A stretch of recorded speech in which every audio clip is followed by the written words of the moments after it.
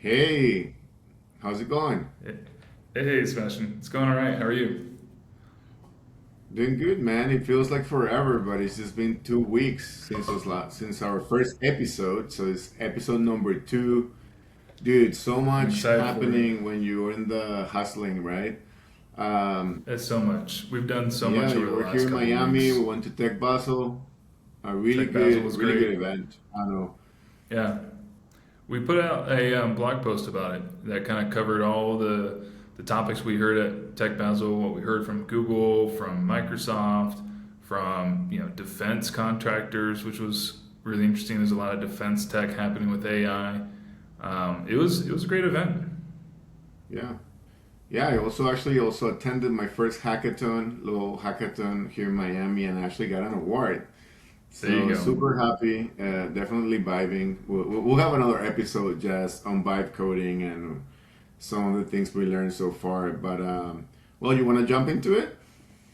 Yeah, no. So I think it's what's really interesting as of right now, being in early December, is for the travel industry, Q1 is coming up. Q1 is a huge time for a lot of travel brands across hotels, even airlines, cruise brands. It's the make it or break it type season across travel. So I think it's maybe just timely to talk about how AI is disrupting travel, and how AI visibility is something that travel brands should pay attention to. I've put together a couple of stats that kind of help frame this up a little bit that I can talk through, and then maybe after that, you put together a really great cruise AI visibility benchmark report that I think is really valuable, and would love for you to kind of like talk through how we put it together, what are the implications, what should cruise brands be thinking about as it relates to AI visibility, and then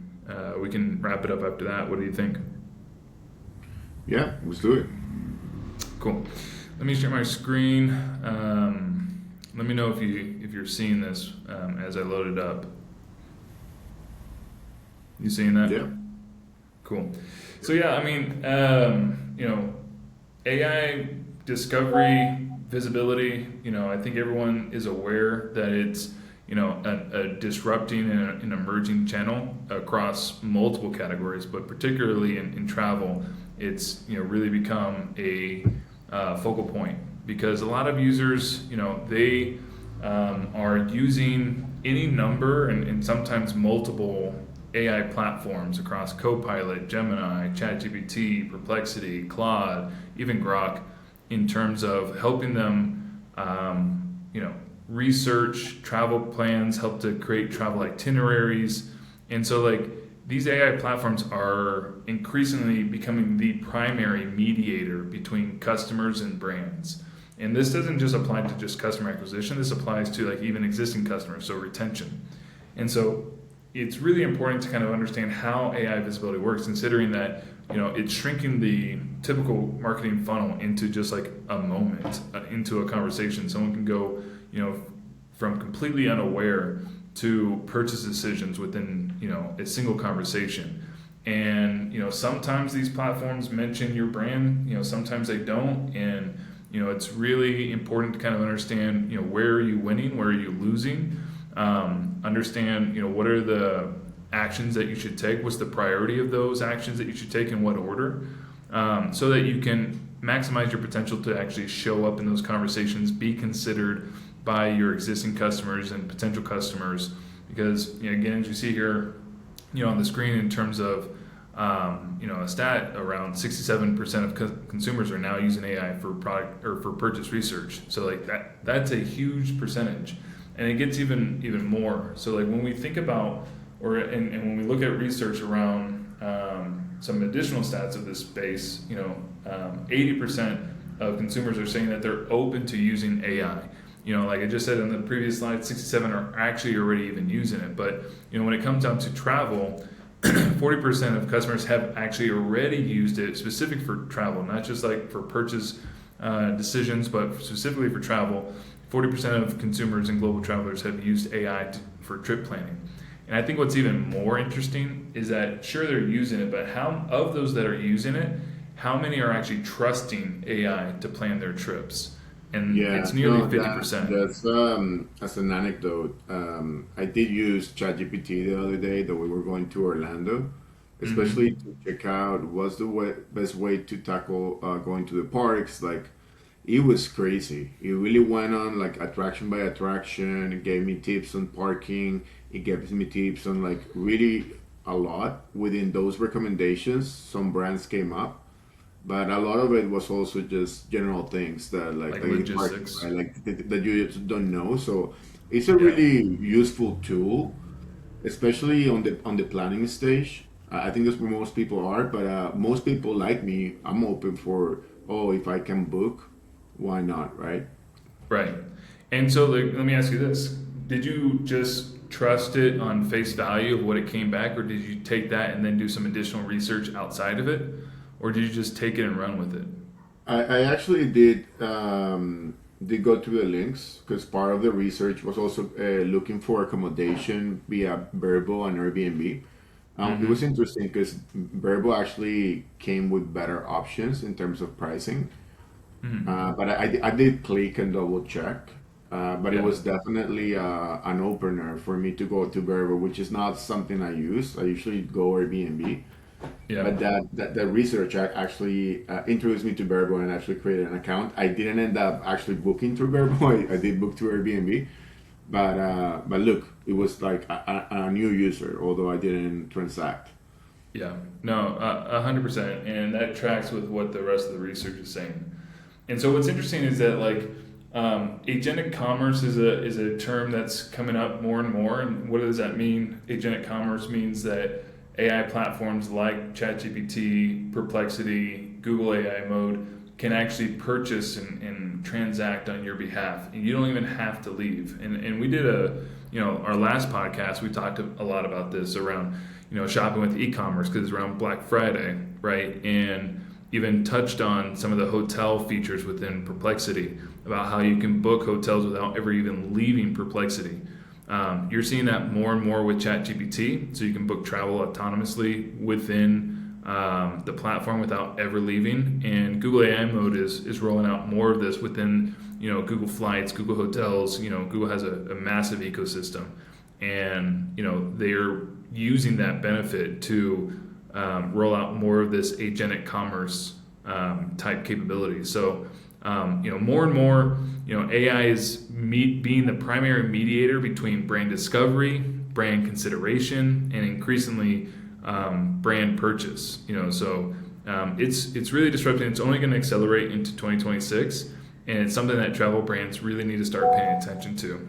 And something just to notice is that when we think about the other current and traditional type mediaries, the level of brand control that you have with AI search is so much lower than with other intermediaries. So like this is a great table that kind of just compares the different intermediaries that exist. So search engines, OTAs, meta search, review sites, travel media, and then AI search. Like how does it compare, and what's the level of brand control that you have?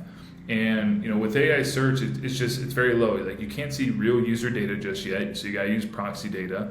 You can't really predict the type of impact or the amount of traffic or revenue you're going to get from it, or the traffic volume that's going to come from AI search. And you can't buy your way into getting the space, at least not yet. Next year, 2026, a lot of news is coming out that ads will be available on ChatGPT. Google is already, been working with getting ads into AI overviews and AI mode. Perplexity, I think they paused their ad program, but it seems like perhaps they're starting to turn it back on.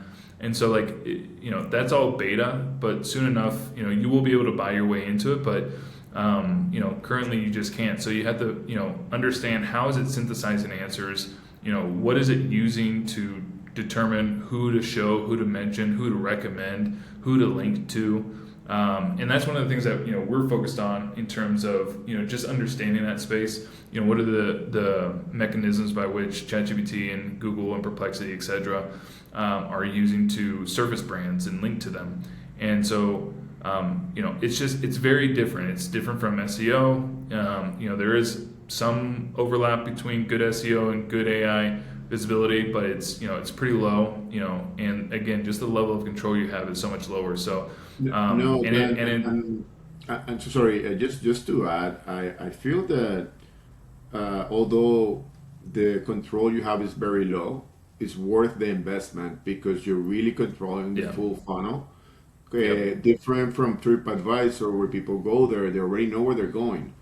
And in right, some cases, controlling the destination is good for, let's say, like DMOs or clients of that nature. So it's yep. definitely a place where you're going to engage from the planning stage all the way to users actually buying with AI. I think that's what we're going to see in 2026 is That's right. less and less people will use your website, more and more they will definitely go and do the whole interaction via ChatGPT or any AI agent A hundred chatbot. percent, 100%, and it's only going to accelerate, right? Like the penetration of these platforms and the usage of these platforms is already quite high. I mean, globally, at least, ChatGPT has 800 million active weekly users. Google obviously has billions of searches that happen a day and still kind of a leader in this space, but people are more and more going directly to these AI platforms to start their research and to finish their purchase decision. So it's really interesting. It's really affecting travel. Travel's about to have Q1. And I imagine some brands are starting to focus in on this space.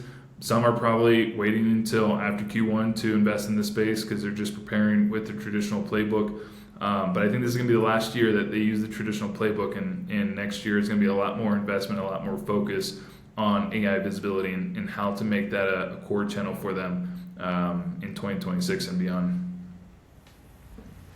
So, good stuff there. Let's jump into the cruise report because I think that's a nice corollary and bring some like Yeah, real tangible yeah, data and insights and recommendations for the cruise industry, which you and yeah. I both have quite a bit of experience Well, working they're in. preparing for wave season, so I think it's really timely for this study. Yep, I agree. So yeah, let's jump into it.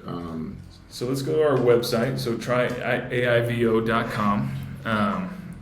And we'll once we get there, just go up to resources, go to industry research, and then you scroll down, and this is where you can see our cruise industry visibility and benchmarking. So I'll go ahead and drive for you, and you just let me know where you want me to Yeah, go. just before we jump into this, we're working on creating more. This is Yes. just the first one, so definitely really going into the nitty gritty of the methodology. If any of you guys watching wants access to the actual data set, feel free to reply to the comments or reach out to me, and I can give you the data set with all the responses. But Yeah. just to Which was quite explain, a bit, by the way. 235 yeah, AI responses, 15 brands analyzed here, over 2,000 citations that we tracked. I think it's a pretty robust data set, and I think it's really interesting. yeah, and the way the study works is we focus on the three main chatbot engines that people use, right? So we actually ChatGPT, Perplexity, and Google AI Overview. The reality is the Google AI Overview and ChatGPT are probably more than 90%, but we have Perplexity because it's definitely becoming the AI search engine for a lot of like more power users. But anyways, we take those three engines. We actually create a set of prompts that in this case was we use 80 prompts that we run across all these engines, and we had a set of brands that I believe were 15. Sorry, can you scroll up a little bit? Yeah. So 15 brands, 80 prompts that generated 235 responses, and those responses had more than 2,000 citations. So Yep. let's jump. Let's scroll down a little bit. Scroll down. You guys can definitely go here and read the insights, but I wanna go directly to the first chart, which it gives us our main takeaway. So when we talk about visibility, there are two things that matter. One is, are you being mentioned? Two, when you were mentioned, were you recommended? Were you in the first position? the way we calculate this is by the amount, but the amount of mentions, but also your position, which means that Virgin was the most recommended brand on the study. And you see, for instance, Royal Caribbean, although it was the most mentioned brand, it wasn't recommended as much as Virgin. In And the middle of the pack. that's really important because it's not about just being visible, but also being recommended, being top of the recommendation. It really matters. What I We think was saw, also interesting, and sorry to interrupt, is that NCL is also down at the bottom of the pack. It was mentioned quite a bit, if I'm not wrong, in the data, but from a recommendation standpoint, to your point, it wasn't highly recommended across all the different responses that you got. That's correct, right? yeah, no, that's right. I mean, NCL, I think they might have a technical issue on their side. I think it might be worth checking because for being such a big brand, you would assume it Third would largest in the world. yeah, it's some they're doing something wrong. I definitely need they need to look into how their content is being indexed because they're being mentioned, but they're just rarely being mentioned, and the positioning is really bad. So that's why they're basically the worst in the study. Yeah. Let's just scroll down. Something that's interesting on the study. Here you can get more a better sense on like Yeah, the like you position said, score. 82 mentions of Royal Caribbean versus 21 of Virgin, but position score was much stronger. Right.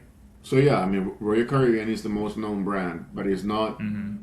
the one that AI recommends the most. Yep. Uh, let's jump into the sections. What's good about the studies, I will actually have a few sections. This is the breakdown of the engines, but I want to jump into the topics and the personas. Uh, actually, uh, actually, let's talk a little bit about citations and what they mean. So citations are basically all the URLs or all the pages that AI use to reference and source the information to come back with a response. So if you're influencing those sources, you will influence the response. That's why this part is super important. And as you can see, the brand that owns citations is actually Royal Caribbean. They've been cited the most. Mm-hmm. Virgin, on the other hand, is being cited number six. And so you can see here that even NCL is interesting because a citation doesn't mean a mention. NCL Correct. has quite a bit of citations, but their mentions and their visibility in position is not great. So their So content is being used to source information, but yeah, not necessarily being mentioned or also being recommended. right, right. So Mm-hmm. I think it is a match. Like for instance, YouTube, right, is a big driver. And from my times working on the cruise industry and working with Virgin, I do remember they have a lot of YouTube content. Yeah. So even though Virgin doesn't control with their site the responses, I think their strategy across YouTube, Cruise Critic with paid partnerships, they're really pushing it across the web, which is interesting. If you want to win on AI responses, it's not just your site. You have to really go That's right. and tackle all the other places. Reddit is a big one in this category. Look, just after TripAdvisor, a lot of hardcore like cruisers they have their subreddits that are specific to that. The Yep. points guy is another interesting one that could be a PR stunt, or you can also get to the points guy by advertising. Just do a That's right. PR editorial. Yep. Um, so jumping into the personas, this is basically giving us an overview of certain personas who won on that persona. So, for instance, luxury seeker, Regent Seven, obviously they're one of the most expensive brands. But as you can see here, Virgin obviously won on young adult, first time cruiser, which is an interesting one. I can scroll down a little bit. That was actually Royal Caribbean. So they're winning Kind of makes on sense. They're one of the biggest in the space. Got a lot of yeah. brand recognition, mental availability. Yeah, Carnival won on people that want the cheapest option. pretty much. And then Holland won on the seniors, which I think it does reflect reality. Yeah, no, it does. Let's see how we're doing on the topics. Here you can see, for instance, Bahamas private islands. Royal Caribbean has done probably the best job at position that the private island, although all of them have a private island at this point. Mhm. What I Caribbean think is long, interesting, what I think is interesting is that Celebrity owns both European Mediterranean and also Caribbean long yeah, cruises. interesting. Yeah. Well, biking, I think biking is huge in river cruises, so I'm not surprised Yeah, they actually that category. yeah, they own Uh, that niche. yeah, Alaska, Holland. Yeah, yeah. Yeah, Not everyone does Alaskan cruises, but Holland does. They yeah. do quite a bit there. Interesting. Let's see. I think that's pretty much all this study. Uh, Yeah.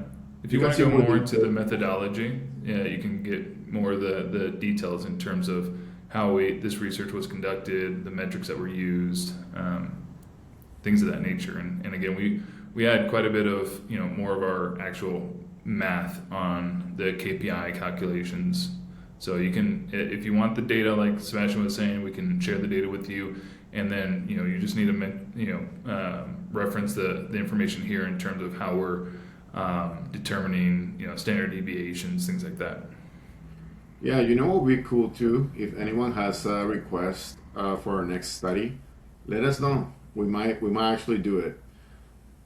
Yeah, no, absolutely. Would love to take requests. But again, I think that the main takeaway here is that, the biggest brands, the ones that have, the largest share of voice, aren't always the highest recommended when it comes down to AI visibility. And that, I think what's interesting and what's important to do is, as a cruise brand, is to understand your visibility across the different topics and personas, and like, is that in line with your, overarching strategy? Are those the type of customers that you're looking to attract and retain? Are they the type of itineraries that you are trying to specialize in? If not, if there's some displacement that's happening, then there's work to be done in terms of both your own content as well as content from third party sources that are used and seen as authorities in this space, to improve your ability to show up more often, but also be recommended more often, particularly for where you are strategically want to position your brand. Yeah, I think another key part of this is track your visibility daily if you can. That's something we're building and we'll have in another episode. But in order for you to really be on top of your AI visibility metrics, you need to have a tracking system. That's And you right. need to define what are the prompts or what are the questions of the users that are valuable for your business that you want to track, and then do that constantly, and then analyze what are the places where you have to create content on. Then also understand where are you losing, where are you winning, and Hmm. it is a never-ending process since things change, but it starts by just tracking every day. Yeah, and here comes a little bit of a pitch. That's what we're building, right? And that's what we're helping with. Monitoring is table stakes. It's understanding: do you show up? Where do you show up? How do you show up? Things of that nature of whether other competitors you show up against, but that tells you the weather, and that is it's valuable in the sense of getting a baseline and some benchmarks. But what we're also looking to do and helping clients by providing to them is not just giving them this top line surface level type monitoring reports, but giving them the intelligence of why are they winning, why are they losing, where specifically are they winning or losing, but more importantly, what should they do to change that? And given the limited resources that every brand has, what's the priority in which you should tackle those next steps to improve and maximize the potential for you to show up and be recommended in AI conversations. And that's what we're building. That's what we're helping